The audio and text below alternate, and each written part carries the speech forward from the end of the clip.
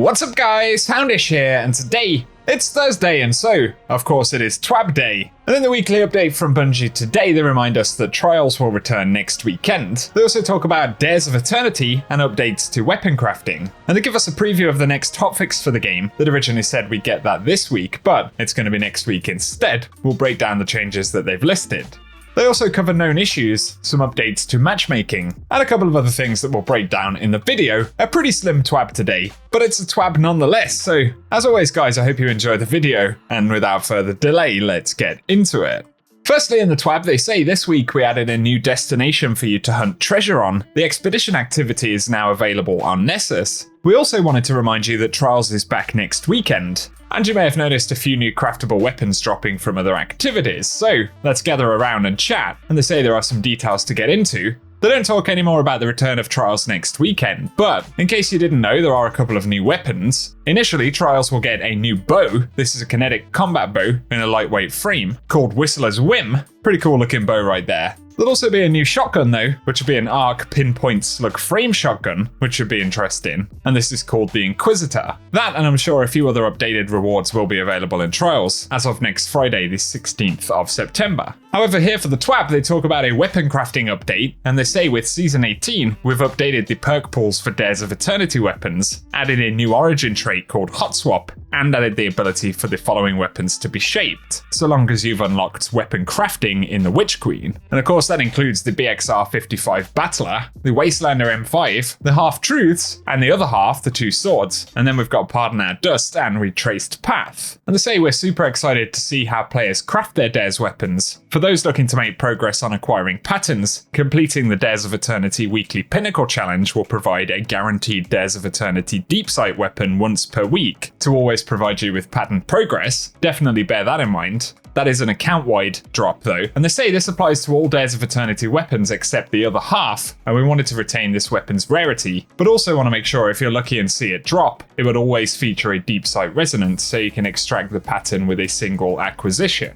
And so let us know down below how you've been getting on with the grind for Dares of Eternity red border weapons. Onto some newer updates to the game though. Bungie Help tweeted yesterday to help alleviate ongoing latency issues. We've made the following matchmaking adjustments to the Crucible control playlist. And that includes lowering the allowable latency threshold for matchmaking, and they've allowed for a wider skill range to matchmake sooner. If you've been in control this week, let us know if you've noticed any changes with that matchmaking. And here onto game updates. They talk about a hotfix that we're going to see next week. They had said in the TWAB last week that it would actually drop today.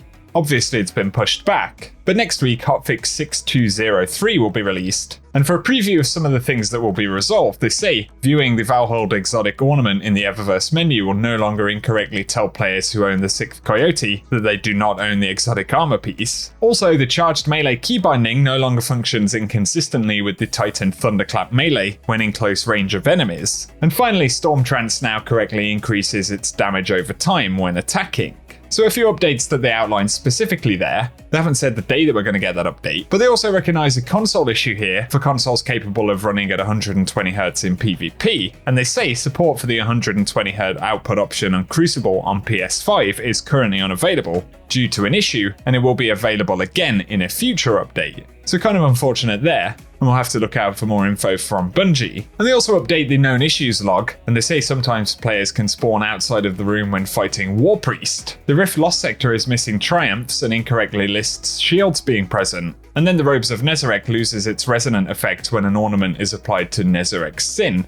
The Arms of Optimacy ornament has misplaced geometry. And then the Dawn Chorus exotic doesn't appear in collections. Expedition activities not showing any stats in the activity summary. And they say finally that the Xenology exotic quest isn't counting progress in the playlist activities, and repeatable star chart bounties can continue to be purchased when players have a full quest inventory. Bear those in mind as known issues for the moment, and I'll keep you posted with the update that we're going to see next week. Finally here, Bungie say last week, Guardians from all over the world came together, as we often do, to show support for one father that posted about his family's experiences with childhood cancer, and the heartbreaking loss that this experience left him with. His father had one simple request, to go gold, so we did. And globally we saw Guardians equipping their best shaders in support of raising awareness for childhood cancer research. If you don't have one, there are gold shaders in the Year 1 shader bundle, available in the Eververse archive for 1000 glimmer. And so basically, as a show of support, right now we can equip gold shaders in the game. And DMG on Twitter went on to say, there are a few shaders here to consider, including Testudo, Dawning Welcome, Iron Gold, Golden Empire, Gold Leaf, Verdant Crown, Callous Shadow, Midnight Talons, Golden Trace, and Callous Treasured. Those are just a few to look out for. And hopefully following the announcement today, we'll see even more Guardians donning gold armor as a show of support. Pretty cool thing right there. The final thing that Bungie talk about in the TWAB though is the Lightfall Collector's Edition. And they say they want to reshare the Lightfall Collector's Edition because as we prepare for the arrival of the Witness, this edition will help Guardians understand the minds of our enemies and hope for what's to come. Gain insights from Empress Keitel into Callus's psyche, study Ikora's notes about Osiris's vision of hope on Neptune, but above all else, get your own puka. And we'll finish with the little trailer right here for that collector's edition that they shared in the TWAB. For today though guys, that's everything we have to round up, so kind of a light TWAB, but always something that we cover. Give us any thoughts on what they've covered this week in the comments section. If you've enjoyed the video though, a rating below really does help us out. And otherwise for today, I appreciate you tuning in, and I'll catch you guys very soon.